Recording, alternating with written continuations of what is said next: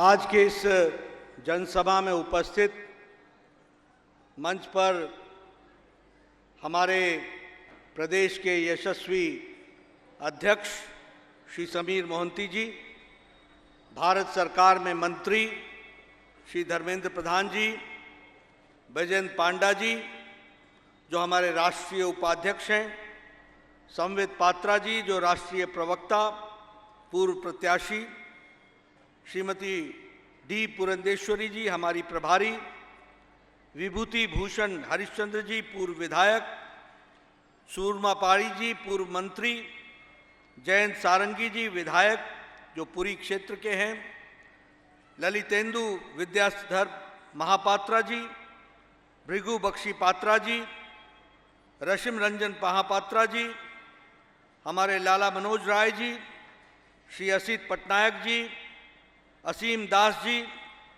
पृथ्वीराज हरिचंदन जी, शंकर परिदा जी, सम्मानित मंच और यहाँ इतनी बड़ी संख्या में इतनी रात गए आए हुए देवी और सज्जनों, मेरे युवा साथी और हमारे मीडिया के मेरे साथी, प्रिंट मीडिया और इलेक्ट्रॉनिक मीडिया के मेरे साथी, भगवान जगन्नाथ की धरती पर आने का मुझे सौभाग्य मिला है।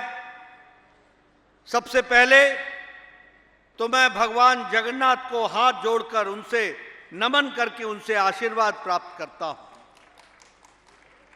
मित्रों, ये जगन्नाथ की धरती, भगवान जगन्नाथ की धरती, ये वीरों की धरती भी है, ये शौर्य की धरती भी है, ये साहित्य की धरती भी है, ये संस्कृति की धरती भी है और यहां जिसे कहा जाता है कि सरस्वती विराजमान रूप में उसका विराट रूप देखने को मिलता है, तो वह पवित्र धरती है, वह यह पवित्र धरती है, इसको मैं नमन करता हूं। आज के दिन अगर मैं उत्कल मणि गोप बंधु दास को याद न करूं, आज चकी खूटिया को याद न करूं और हमारे उड़िया के दृष्टि से जो बहुत से लेखक, भारत की संस्कृति की रक्षा करने वाले ऐसे महान लोग हुए, उन सबको नमन करते हुए अपनी बात को आगे रखता हूं। आज ये हमारा सौभाग्य है कि मैं उड़ीसा की उस धरती पर आया हूं जहां से भारत के राष्ट्रपति, प्रथम नागरिक हमारी उड़ीसा से आदिवासी महिला आदरणीय द्रौपदी मुर्मू यहां से बनी है।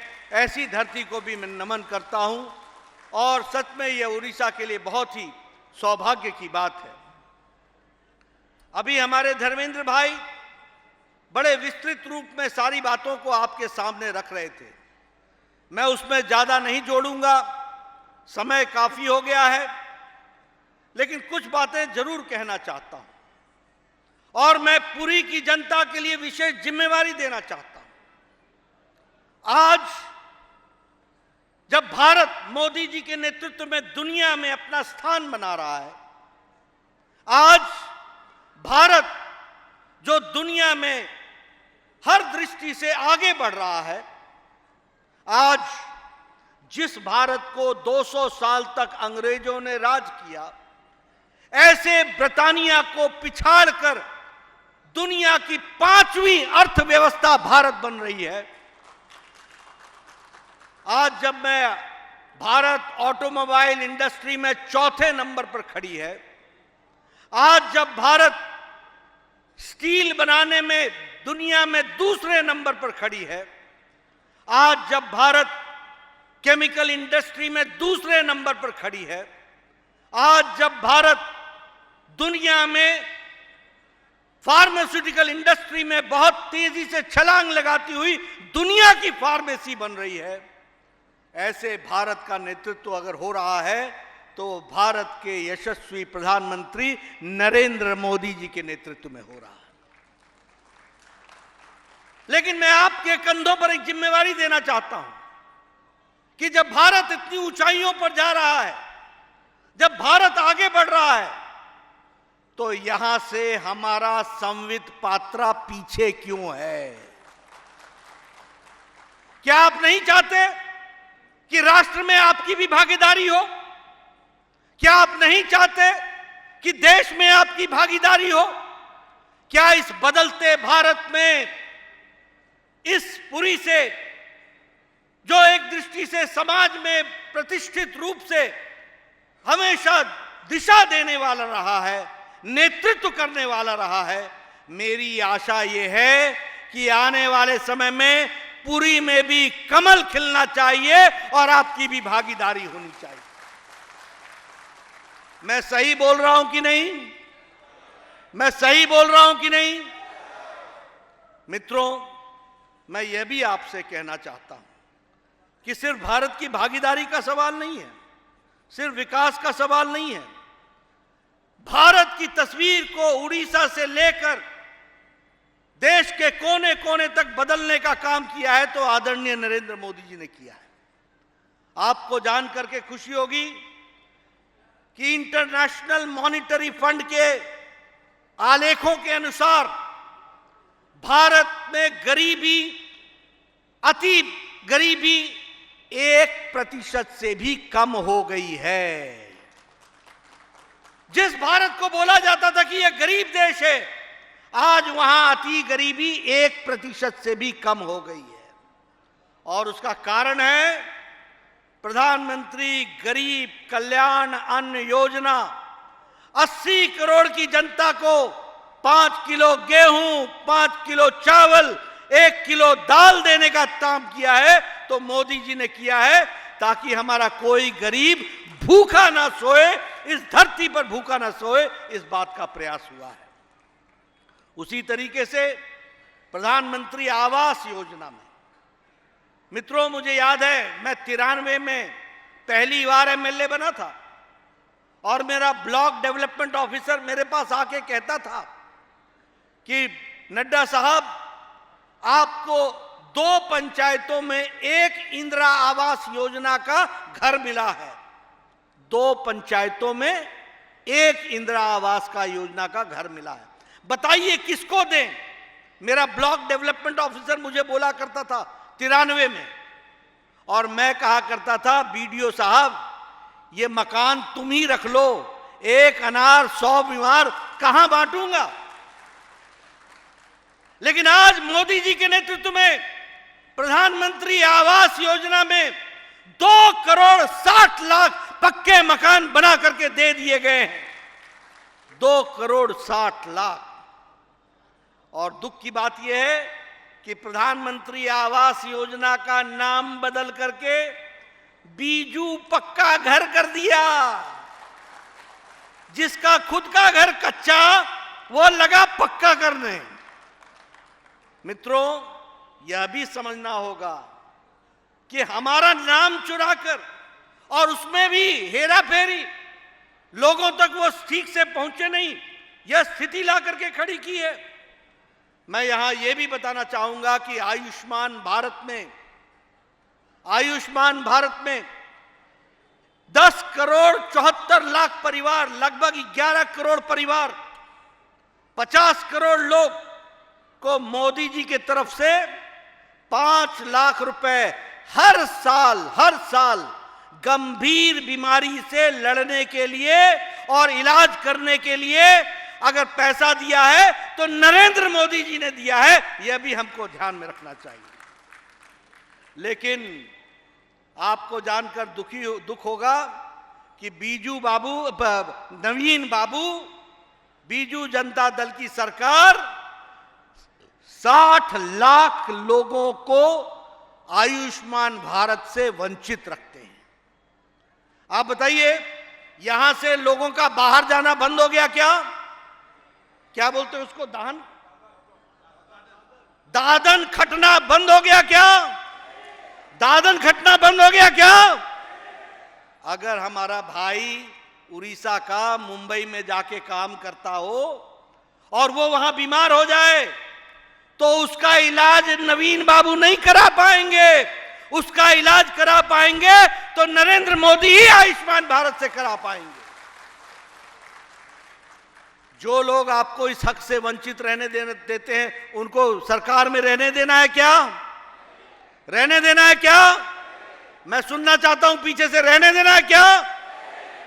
इसलिए मैं आपको कहता हूं कि देश में, दुनिया में गांव, गरीब, वंचित, पीड़ित, शोषित, दलित, गांव का अंतिम पायदान पर खड़ा व्यक्ति, किसान, युवा, सबके लिए काम चल रहा है।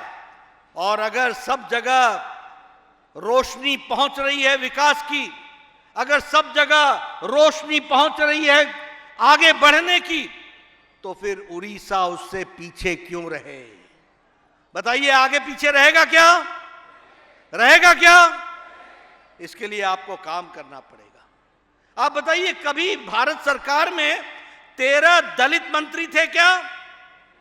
कभी थे? नहीं। 13 आदिवासी मंत्री थे क्या? 8 दलित मंत्री थे क्या? कभी 28 के आसपास ओबीसी मंत्री थे क्या? यह संभव हुआ है तो मोदी जी की सरकार में हुआ है। कभी आपके यहां कोई गवर्नर जैसे विश्वभूषण हरिचंदन जी, हमारे दलित गवर्नर, हमारे दलित मुख्यमंत्री, हमारे आदिवासी मुख्यमंत्री, ये कभी संभव हुआ था क्या? ये संभव हुआ था क्या? आज मोदी जी की सरकार में हमारे दलित गवर्नर भी हैं, दलित पूर्व राष्ट्रपति भी हैं और आदिवासी महिला राष्ट्रपति है, और इसके साथ साथ हमारी ओबीसी की बड़ी संख्या है जो हमारे गवर्नर और हमारे मुख्यमंत्री के रूप में काम कर रहे हैं। मित्रों, अगर मैं महिलाओं की बात करूं, आप बताइए, उज्ज्वला, उजाला, सौभाग्य, ये सारी योजनाओं ने महिलाओं को ताकत दी कि नहीं दी? दी कि नहीं दी? 12 करोड़ बहनों को इज्जत घर दिया, शौचालय बनाया। कैसा भारत होगा जहां 12 करोड़ बहनें अपने दैनिक नित्य कर्म के लिए खेत में जाया करती थी। उनको अगर इज्जत देने का काम किया है तो मोदी जी की सरकार ने किया है, यह हमको याद रखना चाहिए। उसी तरीके से जल जीवन मिशन में घर में पानी पहुंचाने का काम, हर घर जल, हर घर नल, कभी सोचा था क्या? लोग मोहल्ले के एक जगह इकट्ठे होकर के पानी लिया करते थे। आज घर घर जल बन रहा है। 323 करोड़ रुपए इस साल खर्च हो रहे हैं सिर्फ जल जीवन मिशन में। यह भी हमको ध्यान में रखना चाहिए। मित्रों, मैं ये सारी बातें आपके सामने बता रहा हूं। किसानों की बात करें, किसान सम्मान निधि लगभग 12 करोड़ किसान को, 11 करोड़ प्लस किसान को 2-2 हजार रुपए हर चौथे महीने मिलता है कि नहीं मिलता है? प्रधानमंत्री किसान सम्मान निधि में मिलता है कि नहीं मिलता है? और यह प्रधानमंत्री फसल बीमा योजना का काम चला है कि नहीं चला है? सॉइल हेल्थ कार्ड का काम चला है कि नहीं चला है? किसी ने भी अगर किसानों की सुध ली है तो वह भी नरेंद्र मोदी जी की सरकार ने ली है। यह हमको ध्यान में रखना चाहिए। अगर मैं युवाओं के दृष्टि से बात करूं, कभी कोई सरकार आई थी केंद्र में जो ये कहे कि हम 10 लाख केंद्र सरकार की नौकरियां रोजगार मेला के मैदान से लगाएंगे और उनको भारत सरकार की तरफ से अपॉइंटमेंट लेटर देंगे? 10 लाख लोगों को अपॉइंटमेंट देने का काम किया जा रहा है। मित्रों, शिक्षा की दृष्टि से देख लीजिए, इलाके की दृष्टि से देख लीजिए, विकास की दृष्टि से देख लीजिए, हर दृष्टि से अगर आप देखेंगे तो विकास के नए आयाम लिखे जा रहे हैं। और यहां पर भी मैं आपसे बोलूंगा, जब मैं यहां की बात कर रहा हूं तो क्या यह सच्चाई नहीं है कि संबलपुर में इंडियन इंस्टीट्यूट ऑफ मैनेजमेंट बन रहा है 200 एकड़ की भूमि पर और 402 करोड़ रुपए उसके लिए खर्च हो रहे हैं। उसी तरीके से Indian institute of science and educational research के लिए 1500 करोड़ रुपए खर्च हो रहा है। स्किल इंडिया इंटरनेशनल सेंटर के लिए स्किल डेवलपमेंट इंस्टीट्यूट भुवनेश्वर में खड़ा हो रहा है और प्रधानमंत्री कृषि सिंचाई योजना में 4000 करोड़ रुपए खर्च हो रहे हैं। 1300 किलोमीटर की नेशनल हाईवे के लिए 13400 करोड़ रुपए खर्च हो रहे हैं। उसी तरीके से 1214 किलोमीटर के नेशनल हाईवे के लिए 9000 करोड़ रुपए खर्च हो रहे हैं। और मैं अगर पुरी की बात करूं तो मैं कहना चाहूंगा, बताइए जगन्नाथ स्टेडियम 7 करोड़ की लागत से बन रहा है कि नहीं बन रहा है? आप बताइए, यहां पर जगन्नाथ मेडिकल कॉलेज 200 करोड़ की लागत से बन करके तैयार हो रहा है कि नहीं हो रहा है? हो रहा है कि नहीं हो रहा है? उसी तरीके से रेलवे स्टेशन की दृष्टि से पुरी रेलवे स्टेशन 364 करोड़ रुपए की लागत से इसका भी शिलान्यास होकर के काम शुरू हो रहा है। उसी तरीके से राष्ट्रीय आदर्श वेदा विद्यालय, इसका भी काम पूरी ताकत से चल रहा है। पुरी का कोस्टल हाईवे, इस पर 8000 करोड़ रुपए खर्च हो रहे हैं। आप बताइए, इतना काम मोदी जी आपके लिए करें, आपकी ये जिम्मेवारी बनती है कि नहीं कि आप अपने दृष्टि से कमल का बटन दबा करके पुरी में भी कमल खिलाइए? इस बात को भी हमको पूरा करना होगा, ये आपको समझना चाहिए। मित्रों, बहुत से कामों को मैं गिना सकता हूं, लेकिन मैं यहां सिर्फ एक ही बात कहना चाहता हूं। ये नवीन बाबू को पता नहीं रत्ना भंडार की चाबी उनकी कहां खो गई है, और वो डुप्लीकेट चाबी लेकर के घूम रहे हैं। मुझे तो समझ में नहीं आता कि सरकार भी कौन चला रहा है, ओरिजिनल चला रहे हैं या कोई दूसरा चला रहा है?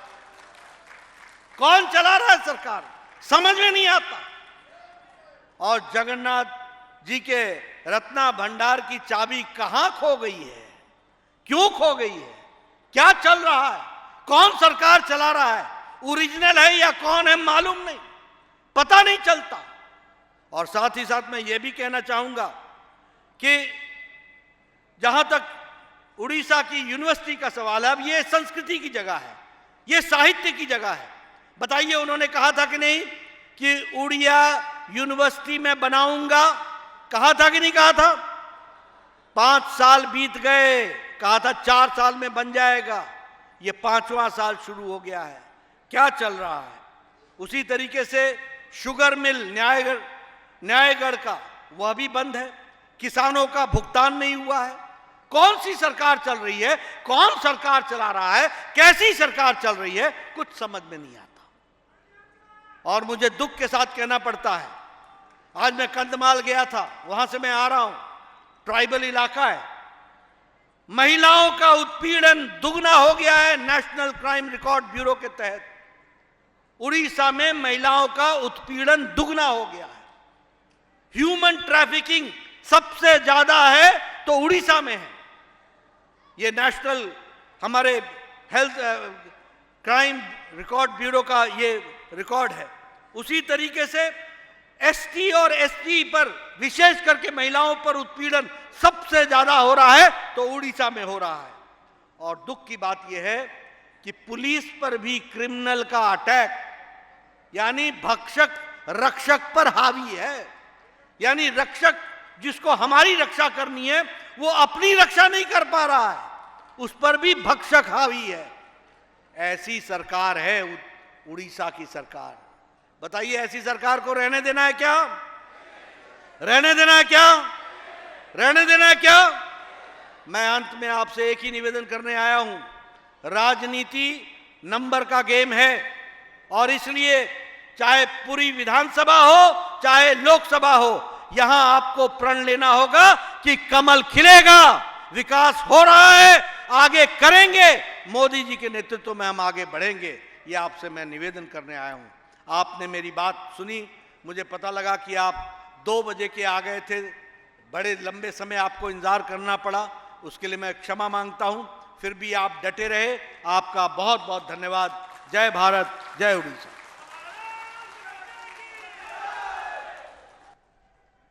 बोलो भारत माता की, भारत माता की।